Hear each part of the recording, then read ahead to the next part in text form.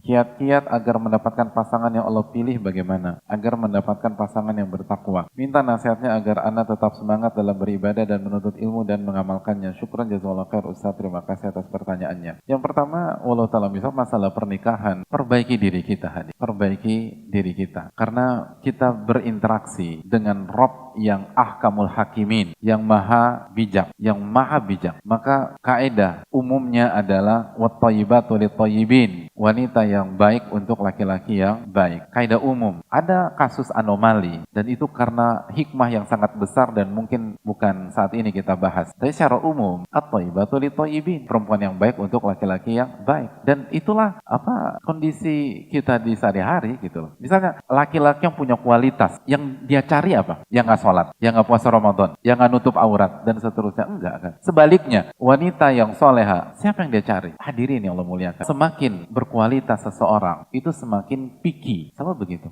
Di semua bidang. Atau jago di bidang apapun, atau akan semakin selektif. Jadi, kalau ingin mendapatkan orang-orang yang berkualitas, maka perbaiki kualitas diri kita. Karena mereka nggak ngasal. Mereka cara berpikirnya tidak ngasal. Itu hal penting. Dan yang kedua, jangan pernah takut kalau kita jujur sama Allah dan kita punya kualitas. Sekali lagi, Allah alaihissallahu bi ahkamil hakimin. Bukankah Allah pemutus yang paling bijak? Dan hadirin Allah muliakan, mutiara, walaupun ada di dasar laut, itu tetap dicari oleh para nelayan. Sampah plastik, walaupun ada di permukaan laut, nggak disentuh sama nelayan. Sekarang kita mau jadi yang mana? Jadi nggak usah khawatir. Kita berinteraksi dengan Rabbul Alamin. Kalau kita mutiara, dicari. Walaupun ada di dasar. Walaupun yang mempertaruhkan nyawa. Itu poin. Terus yang terakhir, pernikahan itu tentang kemampuan dan kebutuhan. Mampukah kita secara utuh ya? Saya bicara, ini kan bukan sesi pernikahan, tapi secara umum. Ya ma'syarah syabab man istata'a minkumul ba'ah falyatazawwaj. Wahai anak muda, barang siapa yang mampu maka menikahlah. Terus yang kedua, kebutuhan. Dan kebutuhan setiap kita tuh beda hadirin. Dan ini konsep para ulama. Makanya kalau kita